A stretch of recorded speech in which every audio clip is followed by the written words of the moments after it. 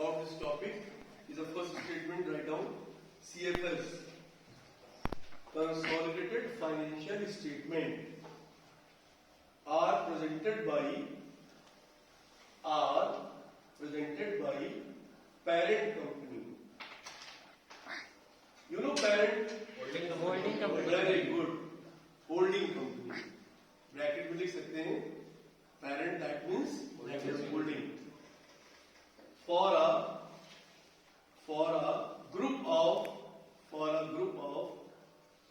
enterprises under its control.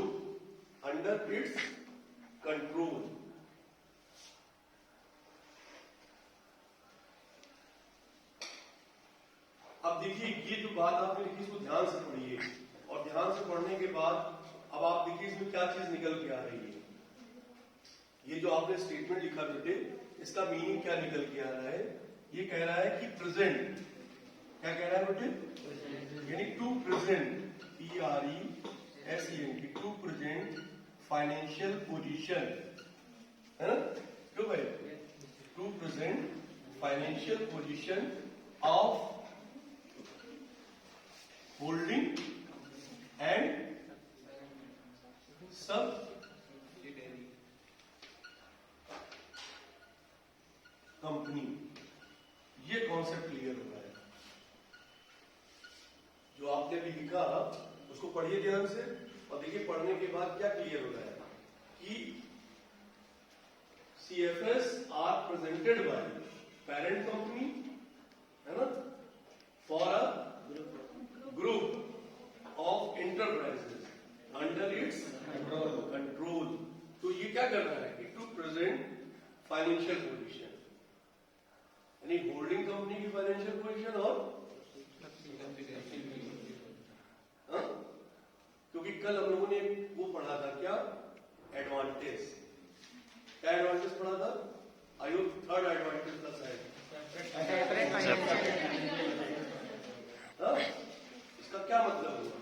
इसका यही मतलब हुआ कि अलग अलग सेपरेट होल्डिंग अपना सेपरेट तैयार करेगी फाइनेंशियल स्टेटमेंट और सब्सिडरी अपना तैयार करेगी इंडिविजुअल, और उसके बाद फाइनली क्या बनेगा? कंसोलिडेटेड। दोनों का मिला करके क्या बनेगा? कंसोलिडेटेड बनेगा। Any doubt anybody? Concept is clear?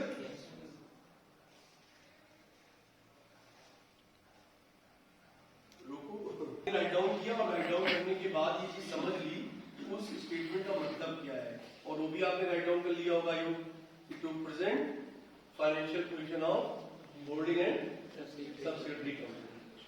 ठीक है? अब बात ये आती है कि इंपॉर्टेंट कैलकुलेशन, मतलब इसको प्रेजेंट करने के लिए हमें कौन कौन से इंपॉर्टेंट कैलकुलेशन स्टडी करने पड़ेंगे बेटे। तो everybody write down, then you have one by one explain. Is the first pre-acquisition profit. Pre is the first calculation हमें करना होगा क्या? Pre-acquisition profit oblique loss, reserve of subsidiary company, इसी में बेटे pre-acquisition profit यानी PL, है ना, reserve of subsidiary company। दूसरा PL, दूसरा point PL on revaluation of assets, PL on revaluation of assets और सब्सिडरी कंपनी। ये सेकंड कैलकुलेशन हो जाएगा स्टडी का। Clear? And third pre acquisition PL, नहीं प्री नहीं, post acquisition very important calculation. Exam में ऑब्जेक्टिव पॉइंट ऑफ व्यू से very important. उसमें आप लिख दीजिए VVIP। इसके बाद नेक्स्ट है कॉस्ट ऑफ कंट्रोल। ब्रैकेट में लिख दीजिए गुडविल और capital reserve. Cost of control हम क्या फाइंड आउट करेंगे? गुडविल और कैपिटल रिजर्व। और लास्ट टॉपिक होगा हमारा account accounting of dividend received by is the last topic, last calculation. Accounting of dividend received by holding company from subsidiary company out of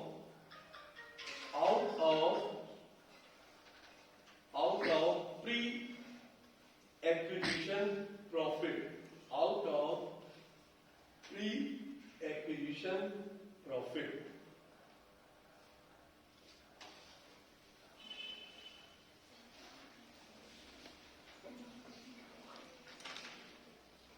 देखिए, ये सारे calculation clear करने से पहले एक बहुत ही अहम चीज जानना जरूरी है, फॉर्मेट ऑफ सीएफएस। तो आई होप अगर उस फॉर्मेट को हम यहाँ पर राइट डाउन करेंगे बेटे, तो कम से कम 15 मिनट तो लग जाएगा। तो मैं अभी में नहीं घर पे जाके, है ना, मतलब बिना उसके राइट डाउन करे ये जो कैलकुलेशन मैं आपको क्लियर करने जा रहा हूँ, इनका कोई मतलब नहीं होगा, क्योंकि ये जो वैल्यूज आएंगी बेटे, ये उसी फॉर्मेट में राइट डाउन आपको करनी है। क्लियर? क्योंकि आपका टॉपिक क्या है? Calculation of preparation. किस चीज की प्रिपरेशन? CBS। इसकी प्रिपरेशन करने के लिए आपको इतने सारे पॉइंट पहले एनालाइज करने होंगे, फाइंड आउट करने होंगे, then you have put the value in the format of consolidated balance sheet. Any doubt anybody? Clear? तो एक एरो बना करके लिख लीजिए कि made the format of CBS या CFS, ताकि आपको याद है कि मैं बनाना है। एरो बना के लिख लीजिए, आप घर जाके करिएगा इसको। हाँ, उसको बोलते हैं क्या? HW करनी है में क्यों भाई? पहला क्या था?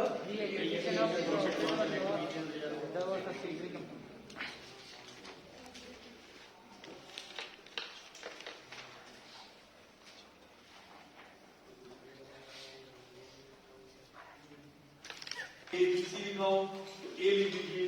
मतलब आपको ये मालूम होना चाहिए कि जो स्टेटमेंट आप राइट डाउन कर रहे हैं वो किस कैलकुलेशन से रिलेटेड है, ये आपको नॉलेज होना चाहिए। जो भी आपने इंडिकेशन किया हो, अदरवाइज आप डायरेक्ट हेडिंग भी डाल सकते हैं।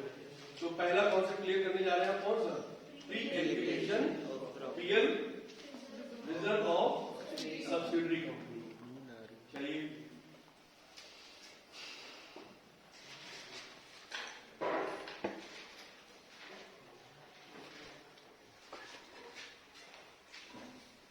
पहला स्टेटमेंट लिखिए, profit and reserve. Profit and reserve, profit and reserve appearing, profit and reserve appearing in the book of subsidiary, in the book of subsidiary company on the date of acquisition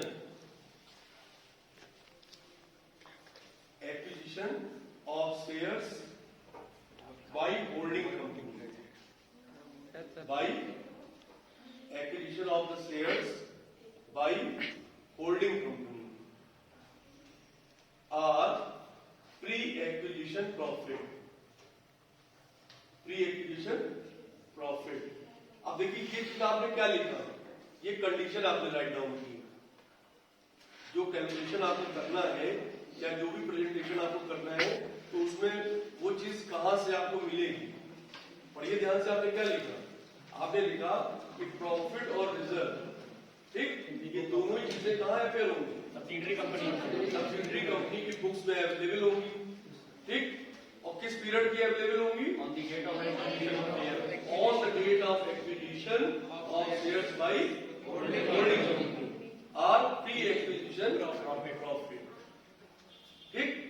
ये एक तरीके की condition हो गई कि यहां से value आपको उठानी है और फिर कहां पर सीएफएस में कहां पर राइट डाउन करनी है। तो नेक्स्ट स्टेटमेंट लिखिए, if shares have been acquired acquired during the year.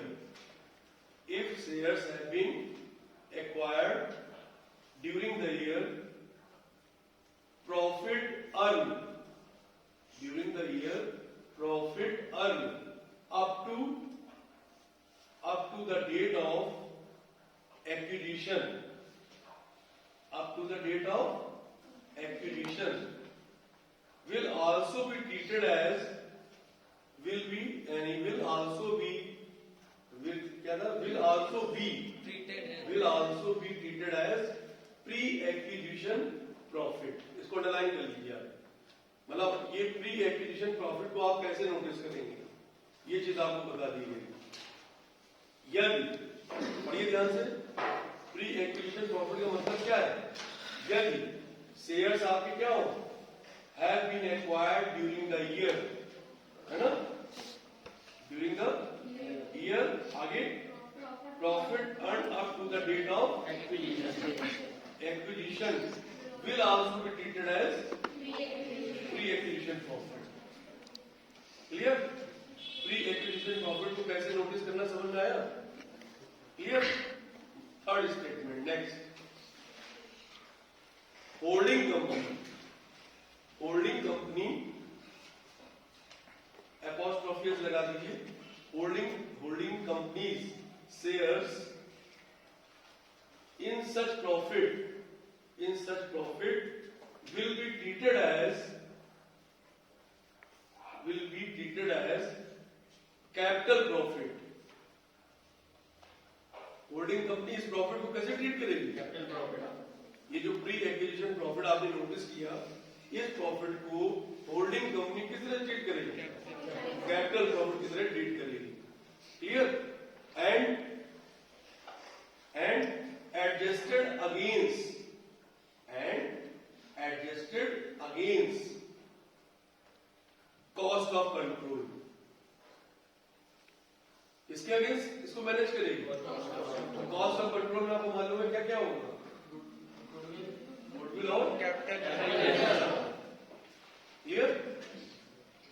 इस जो प्रॉफिट है, कैपिटल प्रॉफिट जिसको मान चल रही होल्डिंग कंपनी, उस प्रॉफिट को वो कैसे ट्रीट करेगी? कहां एडजस्ट करेगी? Cost of control. Any doubt anybody? समझ में आ रहा है कि नहीं आ रहा? बेहतर तब समझ में आएगा जब क्वेश्चन करेंगे। अभी तो सिर्फ ये मालूम पड़ रहा है थ्योरेटिकल एस्पेक्ट। अभी क्या क्लियर हो रहा है कि किस तरह से इंफॉर्मेशन हमें प्रोवाइड होगी, क्या चीज हमें वहां नोटिस करनी होगी। भाई हमारे सामने दो बैलेंस शीट होगी, एक होल्डिंग कंपनी की और एक सब्सिडरी कंपनी की। तो एज पर इंफॉर्मेशन, ठीक है, तो हमें वहां दोनों में कहां से पता चलेगा कि ये प्री एक्विजिशन प्रॉफिट है, और जब मालूम हो गया कि ये प्री एक्विजिशन प्रॉफिट है तो होल्डिंग कंपनी कैसे उसको ट्रीट कर रही है। क्लियर हो गया ना? ये सब तो ऑब्जेक्टिव बनेंगे कि holding company pre acquisition profit को किस तरह से ट्रीट करती है। उसमें ऑप्शन होंगे क्या? पहला ऑप्शन क्या होगा? Capital profit. दूसरा क्या होगा? Reserve profit. तीसरा क्या होगा? Earn profit. चौथा क्या होगा? None of these. किसे ट्रीट करेंगे? मालूम होगा तब ना? हाँ, मालूम हो गया? क्यों भाई? घर जाके फिर रिवाइज हो जाएगा। हाँ? Any doubt anybody? Clear? Is the next statement. If any part of the pre-acquisition profit,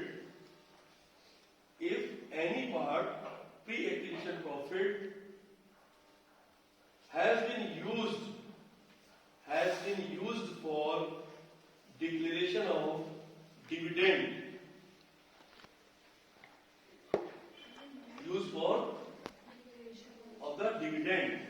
or issue of bonus share,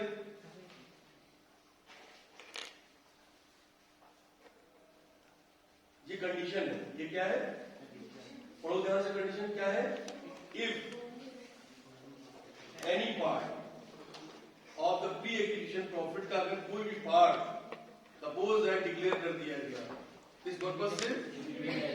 dividend के पर्पज से या बोनस शेयर के पर्पज से। के आगे टेस्ट करके लिखो, only that part of pre-acquisition profit, only that part pre-acquisition profit which is still continue on the date of consolidation, on the date of consolidation will be considered. Consolidation, date of consolidation will be considered. मतलब वो part आपका कब तक consider किया जाएगा? Date of consolidation, मतलब जिस date में आप क्या बना रहे हैं, कंसोलिडेटेड बैलेंस शीट बना रहे हैं, उस पीरियड तक वो प्रॉफिट, वो प्री एक्विजिशन प्रॉफिट, वो पार्ट आपका उसमें कंसीडर कर लिया जाएगा। और ये बताइए कोई दिक्कत, बात समझ में आ रही कि नहीं आ रही कि प्री एक्विजिशन प्रॉफिट को कैसे ट्रीट करना है, प्री एक्विजिशन प्रॉफिट कैसे नोटिस करना है, फिर कैसे उसका इंप्लीमेंट करना है, और कितना पार्ट इंप्लीमेंट करना है, किस फॉर्म में करना है, ये सारी चीजें क्लियर हो रही हैं? बताइए भाई, हाँ, किसके अगेंस्ट एडजस्टमेंट करना है, क्लियर हो रहा है ना? एज अ होल्डिंग उसको कैसे ले रहा है, उस प्री एक्विजिशन प्रॉफिट को एज अ होल्डिंग कंपनी कैसे ट्रीट कर रहा है।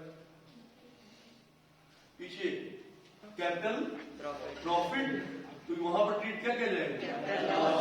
वेरी गुड, सीएल हो जाएगा।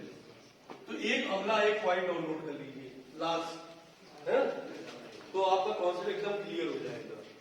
और देखिए उसमें लास्ट जो पॉइंट लिखेंगे उसमें आपको एक वर्ड यूज करना है, सिमिलियर। सिमिलियर वर्ड इसलिए यूज करना है कि जो कॉन्सेप्ट आपने भी डिस्कस किया है बिल्कुल वही कॉन्सेप्ट रहेगा, बस प्रॉफिट की जगह वो क्या हो गया, लॉस हो गया। तो लिखिए similar, any pre acquisition loss will be treated as capital loss, इसको अंडरलाइन कर दीजिए क्योंकि ये ऑब्जेक्टिव क्वेश्चन बनेगा। Capital loss and minorities apostrophe S लगा दीजिए, माइनॉरिटीज में apostrophe S, minorities share in loss will be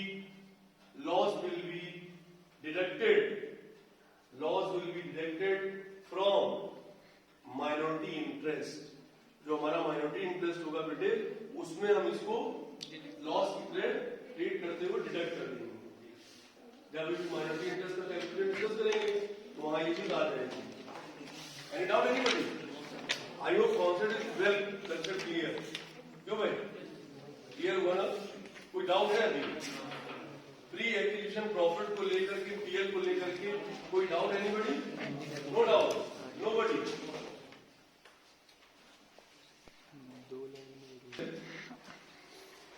On the revaluation of assets, और assets में ब्रैकेट में लिख दीजिएगा fix, FIXD and current. Assets की बात हो रही है ना बेटे, तो असेट्स में दोनों की बात हो रही है, फिक्स्ड और current. On the date of acquisition is treated as capital profit, or loss। उसी में और करके लिख दीजिए लॉस। दूसरा point the sword, SHORD, the sword, बल्कि ऐसे ना लिखो, ऐसे लिखो पहले नेक्स्ट स्टेटमेंट लिखो, इसको काट दो, सॉर्ट को काट दो, उसमें लिखो the amount of access,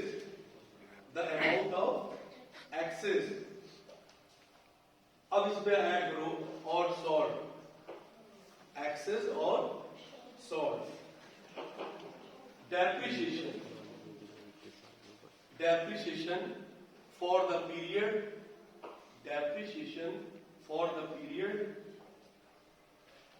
falling, FALL, falling after the date of acquisition.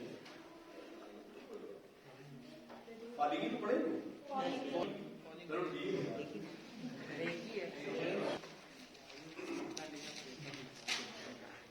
will be adjusted against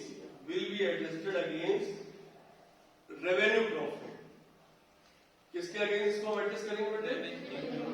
revenue profit. अब देखिए जो ये चीज हम लोगों ने थ्योरेटिकल राइट डाउन की बेटे, अगर ये एज पर इंफॉर्मेशन हमें क्लियर कर दी जाए तो बहुत आसान हो जाएगा समझना। क्या कहते हो? क्लियर है ना? एक छोटी सी इंफॉर्मेशन राइट डाउन करिए और ये कॉन्सेप्ट हम आपको क्लियर कर देते हैं कि इन्होंने जैसा कहा कि अगेंस्ट रेवेन्यू प्रॉफिट, हम इसको कंसीडर कर रहे हैं कैसे? अगेंस्ट रेवेन्यू प्रॉफिट, है ना? और ट्रीटेड कैसे कर रहे हैं? Capital profit. ट्रीटेड कैसे कर रहे हैं? Capital profit. और जब एडजस्टमेंट की बात आ रही है, एडजस्टमेंट की बात आ रही है, तो वहां अगेंस्ट में जा रहे हैं किसके? Revenue profit. तो please write down the information. लिखिए, value of plant and machinery of subsidiary company, value of plant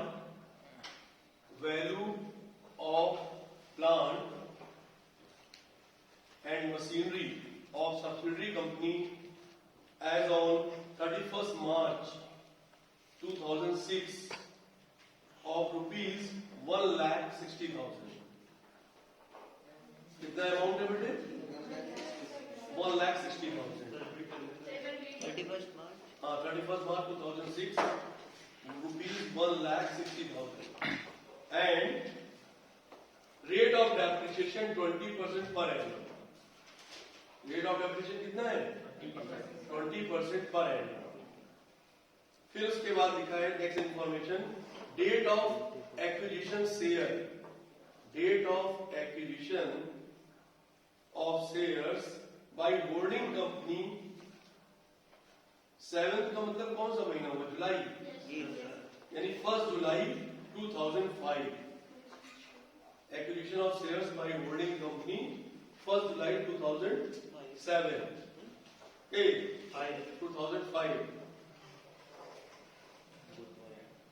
Plant and machinery are valued. Plant and machinery are valued at rupees 2,40,000. At rupees 2,40,000 on 1 July 2005. On 1 July 2005. Date of consolidation 31st March 2006.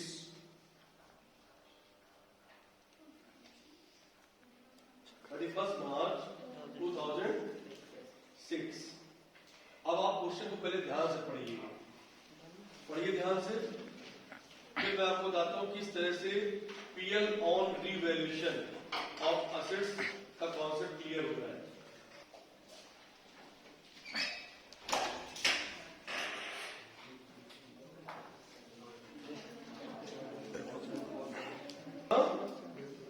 और rate of depreciation कितना था? 20%। और उसके बाद date of acquisition of shares by holding company, है ना, 1/7/2005। फिर उसके बाद प्लांट एंड मशीनरी की वैल्यू क्या हो गई? जुलाई में वैल्यू ये हो गई, 5 में।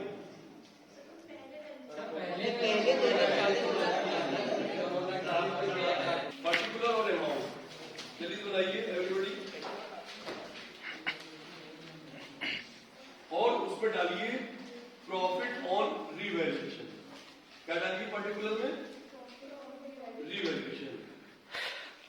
डालने के बाद उसमें नीचे लिखिए प्रॉफिट ऑन रीवैल्यूएशन, जहां आपने लिखा उसके नीचे लिखिए नेक्स्ट लाइन से book value of plant and machinery, book value of plant and machinery, और डेट डाल दीजिएगा 31st मार्च 2006, और अमाउंट वाले कॉलम में वैल्यू दिखा दीजिए।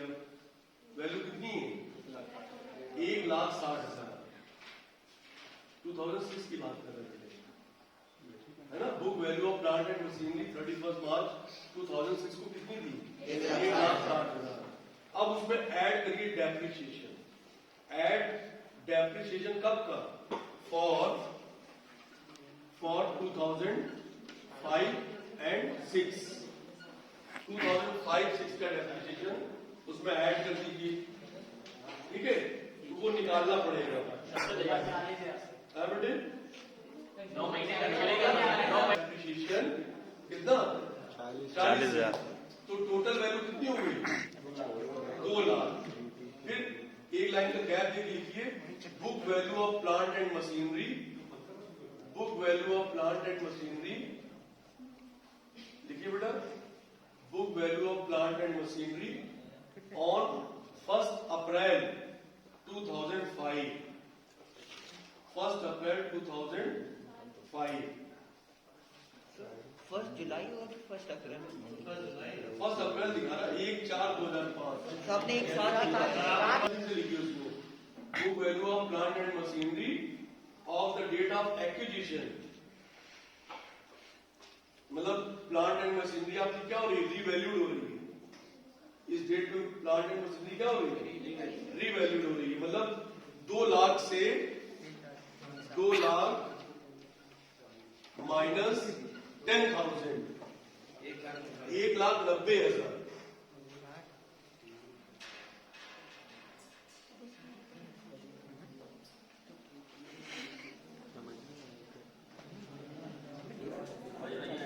और रीवैल्यूड जो आ रहा है आपका 2,40,000 आ रहा है। पहले जो वैल्यू थी कितनी थी? 2,40,000 थी। यानी प्रॉफिट ऑन रीवैल्यूएशन कितना आया? इसी का डिफरेंस आ जाएगा 50,000। करेक्ट। प्रकरण समझ में आया कि ऐसे हवा में बी में लिखिए, बी पार्ट कर लीजिए एडिशनल डेप्रिसिएशन। इसी में हाँ, ये फॉर्मेट यही रहेगा, फॉर्मेट में आगे बढ़ा दीजिए बी पार्ट करके बस। तो value of plant and machinery कितना इंक्रीज हो गया बेटे? 50,000 रुपए इंक्रीज हो गया। ये आपको लिखना पड़ेगा उसमें, एडिशनल डेप्रिसिएशन के नीचे एडिंग डाल के लिखिए value of plant and machinery. वो हो गया ना sir. So additional depreciation rate at the rate 20% for 9 month, क्यों बेटे? और 9 मंथ कैलकुलेट कर लीजिए जरा कितना आ रहा है, निकालिए जरा कैलकुलेट करके। हाँ, 50,000 नहीं, 50,000 का वैल्यू इंक्रीज कर देंगे।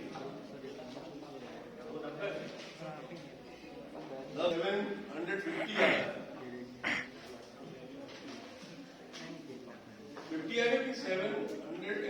50 आएगा कि 7,500 कैलकुलेट करो जरा, 9 मंथ का निकालो।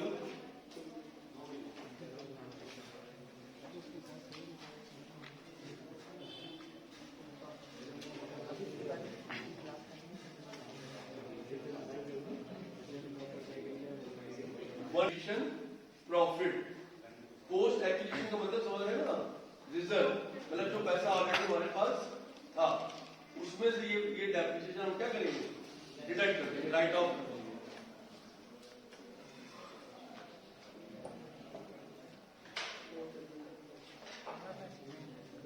क्लियर? तो आज में 2 कॉन्सेप्ट क्लियर हो गए आपके। बचे कितने? 4 तो क्लियर।